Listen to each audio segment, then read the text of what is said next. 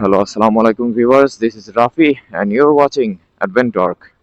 So, সবাই কেমন আছেন? ঈদ মোবারক।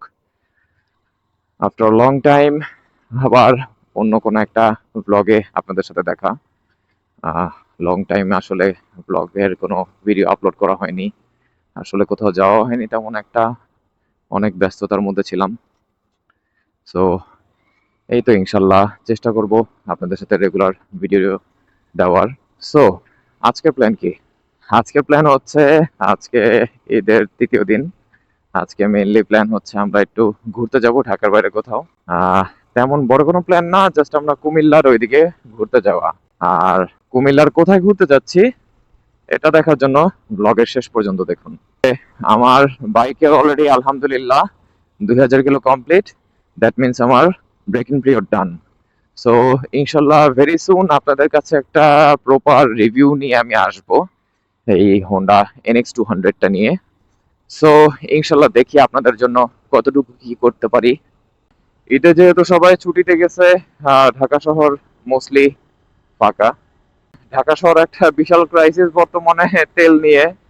যদিও ঢাকা শহর ফাঁকা, বাট ঢাকা শহরের ম্যাক্সিমাম জায়গায় আপনারা ভিড় দেখবেন একমাত্র তেল পাম্পে এখনো স্টিল নাও। আর সকাল সকাল পোস্ট দেখলাম ফুয়েল আপডেট বাংলাদেশ থেকে, যে কিছু ভাই ব্রাদার পোস্ট করতেছে যে সোনারগাঁর অপোজিটের যে মেঘনা পাম্প ওইখানে তেল পেয়েছি, ওইখান থেকে নিতে পারেন। ঠিক আছে, ইটস ওকে, ফুয়েল আপডেট দিবেন না কারণ দিবেন, কিন্তু বাঙালির তো স্বভাব ভালো না ভাই। এই যে তেলের আপডেটটা দেন ভাই, ওখানে যা মনে করেন কি বলে যে 3-4 কিলোমিটার পর্যন্ত একবারে লাইন ধরে বয়ে থাকে ভাই। এতে তো এক ধরনের কি বলে যে এখানে তো সমস্যার সৃষ্টি করতেছে, তাই না?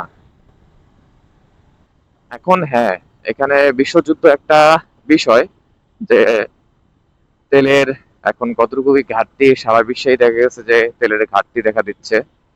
কারণ তেলের আমদানি ওরকম হয়তো সব দেশেই নাই, বাট বাংলাদেশে স্টিল নাও দেখেন যে তেল কিন্তু নেই বলে নেই, এখন পর্যন্ত কিন্তু কেউ বলছে না যে তেল নেই। তেলের দাম কিন্তু বাড়ানোও হয়নি। তো যেটা বলতেছিলাম, তেল স্টক করে তো লাভ নেই ভাই। আপনি তেল স্টক করে আর কতদিন চলবেন? আচ্ছা ভাই, আমরা আমরা নিজেরাই সিন্ডিকেট ক্রিয়েট করতেছি। স্পেশালি যারা হচ্ছে এইসব সিন্ডিকেটকারী, যারা সিন্ডিকেট করতে চায় তাদেরকে আরো আমরা উইন্ডো করে দিচ্ছি। বিষয়টা হচ্ছে যেহেতু তেলের দাম বাড়ানো হয়নি, তেলের যথেষ্ট পরিমাণে মজুত আছে বা স্টক আছে, বা আপনি যদি বলেন কি বলে যে সাপ্লাই আছে, তাহলে কি দরকার আপনি দেখেন এই ঝামেলা বাঁধার আগে, এই বিশ্বযুদ্ধর কাহিনীর আগে আমরা কি তেল নিতাম না? তেল তো অবশ্যই নিতাম, বাট এরকম ভিকি কখনো হয়েছে? হয়নি। এখন যেই যায় দেখা গেছে যে ফুল ট্যাঙ্ক লাগবে, তারপর যেই যায় অনেকে তো গাড়ি নিয়ে মানে কি বলে যে 3-4 বার করে ফুল ট্যাঙ্ক করতেছে, বাসায় নিয়ে স্টক করতেছে। তো বাসায় স্টক করার বিষয়টা নিয়ে একটা মজার কথা বলি, যে যে আপনি বাসায় জমাইতেছেন তেল, ভালো কথা। আপনার বাসার ট্যাঙ্কির টাঙ্কি হয়ে একটা তেল লোড করে ফেলছেন, বুঝছেন? অনেকে আল্লাহ না করুক একটা মিসাইল আপনার আপনার বাড়ির ছাদে পড়লো, ভাই বারবিকিউ, ফুল বারবিকিউ। এই তো আর কি আমার কথা একটাই যে ভাই, খামাখা এইসব সিন্ডিকেটের আমরা সহযোগিতাও না করি, আর আমরাও এইসব মানে কি বলেছে পাগলামি না করি। তেল যতটুকু প্রয়োজন ততটুকু নেন না ভাই। আপনি ঢাকার বাইরে যাবেন, ঠিক আছে, ফুল ট্যাঙ্ক করেন। ঢাকার ভিতরে রানিং এ চালানোর জন্য আপনার যতটুকু প্রয়োজন ততটুকুই নেন। কি দরকার ভাই? আরে স্টক করা কি দরকার ভাই? স্টক করে কি করবেন ভাই? কয় বড় লয়ে যাবেন? হুম, ঢাকা পুরাই ফাঁকা। একটু আগে হালকা হালকা বৃষ্টি হয়েছিল, বাট এখন বৃষ্টি নেই। আর এই সাইডে মনে হয় না কোনো বৃষ্টি টিষ্টি হয়েছে, এখনো পর্যন্ত রোদ উঠে গেছে, রাস্তা ভালোই ফাঁকা। সো এখন যাচ্ছি মেইনলি হচ্ছে, ফার্স্ট অফ অল প্রথম যাবো হাজারিবাগে। হাজারিবাগে যে তানভীর যে আছে, নুব রাইডার, ওকে পিক করব। ওকে ওইখান থেকে নিয়ে তারপর আমরা রওনা দিব ডাইরেক্ট একবারে কুমিল্লার উদ্দেশ্যে। এই যে ছাপড়ি, ছাপড়ি আল্ট্রা প্রো ম্যাক্স, সারা একটা বট বট বট বট লাগাবে, পিটাইতে মন চায় ভাই। মুখ তো খারাপ হইলেও ভাই কিছু করার নাই ভাই, পিটাইতে মন চায়। এই যে ভাই যে কথা বলতেছিলাম, এই জাহাঙ্গীর গেট থেকেই শুরু হয়েছে পুরা। এই যে দেখেন লাইন, মানে কি বলবো ভাই, এগুলো একটা আহাম্মকের বাচ্চা, আহাম্মকের বাচ্চা ভাই। সরি ফর মাই ওয়ার্ডস, আমার যদি গালাগালির জন্য আমি খুবই দুঃখিত, বাট বাস্তবে ভাই গালি না দিয়ে পারতাছি না, এক একটা প্রত্যেকটা একটা আহাম্মকের বাচ্চা। এত তেল কই লাগবো ভাই, দেখো এত তেল কই লাগবো? সারা ঈদেও কি ভরে নাই ভাই? অবশ্যই এরা ভরছে, আবার ভরতেছে। কত তেল লাগে ভাই? এমনি সময় কি চলে না? এই যে দেখেন অবস্থা, মানুষ তেল নিবে কিভাবে? একবারে ট্রাস্টের পাম্প পর্যন্ত পুরোটা হচ্ছে এই তেলের লাইন। আর এই শুরু হয়েছে বাইকারদের তেলের লাইন। আল্লাহ মালুম এরা কয়টা থেকে বসে আছে কে জানে। ওই যে নিউজ রিপোর্টার ভাই, পাম্প এখনো খুলে নাই, মানে এরা হচ্ছে তেল নেওয়ার জন্য বসে আছে। বাহ। ভিউয়ার্স, রাইট নাও আমরা আছি মেহরহানি ফ্লাইওভারে। সামনে আছে আফরিদ, তার সামনে সানি, তার সামনে তোফায়েল, আর আমার পিছে আছে নুব রাইডার। না, আসার রাস্তার জাম এখনো শুরু হয় নাই।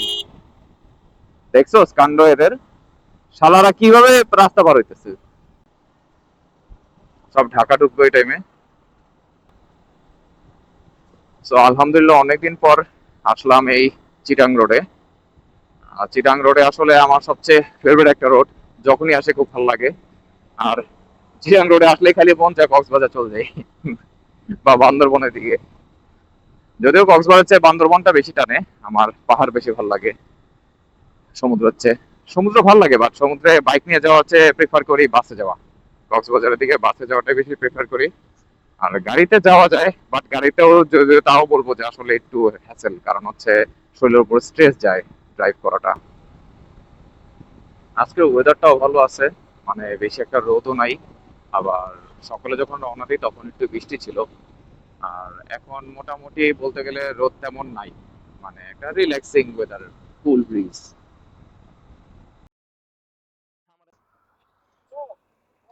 কড়া কড়া জায়গা।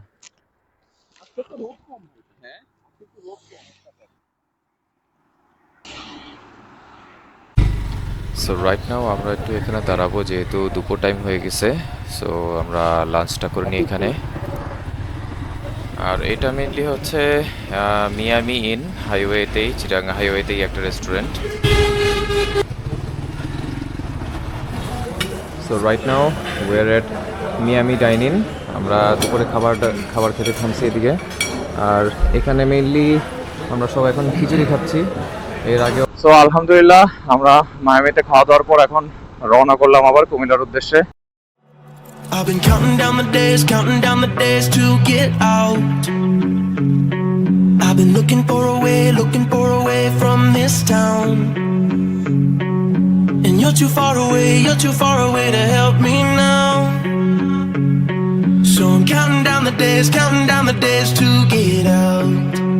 'Cause I need to learn to forget everything that drags me down. I need to forget everything inside me now. Full speed ahead, fly from the end. So I'm full speed ahead.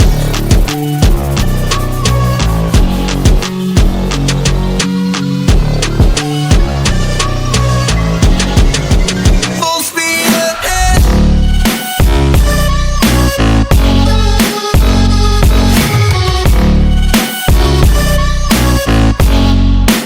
Full speed ahead.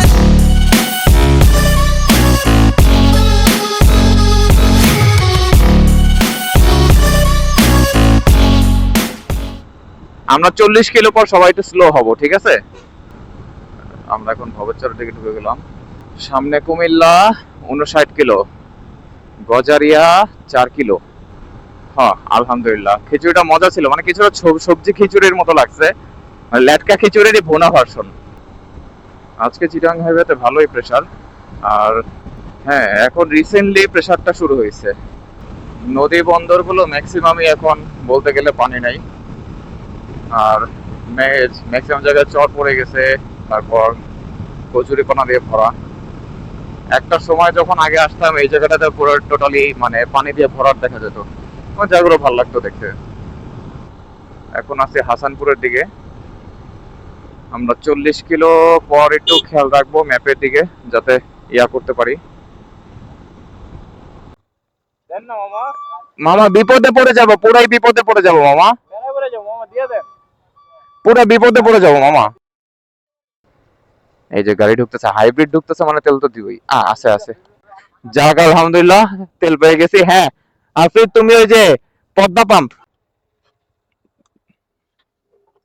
Full tank হবে কত? হ্যাঁ 300 দিবে, গাড়িতে 10 litre দিবে। তা আমারটা তো বড় গাড়ি, আমারটা তো প্রাডোর সমান, তাই আমারটাকে দিবে না। 400 দেন, আর দিয়ে লাগবে না, 400 দেন। হ্যাঁ। আচ্ছা দেন দেন, যা দিবেন দেন।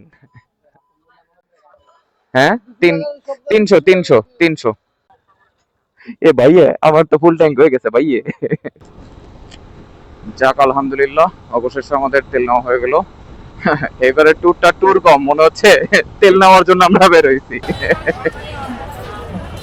তো আলহামদুলিল্লাহ আমরা পৌঁছে গেছি এখন বর্তমানে শালবন বিহার। এটাই ছিল মেইনলি যে আজকে আমরা কুমিল্লার শালবন বিহারে আসছি। আর এই জায়গায় আসার আসলে অনেক দিনের ইচ্ছা ছিল, বাট কুমিল্লায় ওভাবে করে আসলেও এই জায়গাগুলোতে ট্যুর দেওয়া হয় না। তো এই তো এখন মানে আমার ইচ্ছা আছে বিভিন্ন জায়গা ঘুরে দেখার। তো বর্তমানে আমার সাথে আছে হচ্ছে Afrid and Tanvir the noob rider. আরও দুজন আছে, এরা মনে হয় পিছনে হারাই গেছে নাকি, মিস্টার তোফাইজার। পোশাক পরিবর্তন করছে তারা। শালবন বিহারটা আসলে একটি প্রাচীন বৌদ্ধবিহার, যা তৈরি হয়েছিল প্রায় 7ম থেকে 8ম শতাব্দীর দিকে। ধারণা করা হয় এটি একটি দেব রাজবংশের সময় নির্মিত হয়েছিল। এই সময় অনেক বৌদ্ধ ভিক্ষুক বসবাস করতেন, পড়াশোনা করতেন আর ধ্যান করতেন। আর এই পুরো জায়গাটার গঠন দেখলে আপনি অবাক হবেন যে চারিদিকে প্রায় 100টি প্লাস কক্ষ আছে, আর মাঝখানে বড় খোলা আঙিনা আছে। আর এই ডিজাইনটা সেই সময়ের বৌদ্ধ বিশ্ববিদ্যালয়গুলোর মতোই। আর এখানে যে ইটগুলো দেখছেন অনেকগুলোই, এগুলো অনেকটাই 1000 বছর পুরনো। খননের সময় এখান থেকে অনেক পুরাতাত্ত্বিক নিদর্শন পাওয়া গিয়েছে, যেগুলো কাছের ময়নামতি জাদুঘরের সংরক্ষণ করা আছে। আর শালবন বিহারের আরেকটি সুন্দর দিক হলো এর পরিবেশ। চারদিকে সবুজ গাছপালা আর শান্ত একটা আবহ, একদম রিল্যাক্স করার মতো একটা জায়গা। আপনারা আসতে পারেন, এই সব জায়গায় ঘুরে আসলে দেখবেন যে ভালো লাগবে। আর হিস্ট্রিক্যাল প্লেসগুলোতে ঘোরা উচিত, সবারই ঘোরা উচিত। ওই কি ধ্যান করতো মনে হয় কাইন্ড অফ এদিকগুলোতে। স্টাডি মানে ধর্ম নিয়ে কি করতো, স্টাডি করতো। আচ্ছা আচ্ছা, মেনলি স্টাডি রুম। এগুলো হচ্ছে হল থাকে না, হ্যাঁ, হ্যাঁ। হলে রুম বুক থাকে না, হ্যাঁ হ্যাঁ হ্যাঁ। এটা হচ্ছে ওদের রুম। আর মেনই হচ্ছে ওইটা, ওদিকে ই করতো এই জায়গাটা। পড়াইতো। আচ্ছা আচ্ছা আচ্ছা। তো যেহেতু ঈদের ছুটির দিন, তো এই টাইমটাতে অনেক মানুষজনই আসে এখানে। দেখা যাচ্ছে ভালোই মানুষ এদিকে সবাই ঘুরতে ঘুরতে আসে। আসলে ঐতিহাসিক জায়গাগুলো আমাদের খুব তেমন একটা ট্রাভেল করা হয় না, বাট আমাদের উচিত যে বাংলাদেশের ইতিহাস বা যে হিস্ট্রি, এই হিস্ট্রিক্যাল প্লেসগুলো অ্যাটলিস্ট মানে ট্রাভেল করে দেখার। সো ভিউয়ার্স, এই ছিল আজকের মতো আমাদের ব্লগ। দেখা হবে আপনাদের সাথে অন্য কোনো ব্লগে। আর ঈদে সবাইকে শুভেচ্ছা, ভালো থাকবেন। আসসালামু আলাইকুম।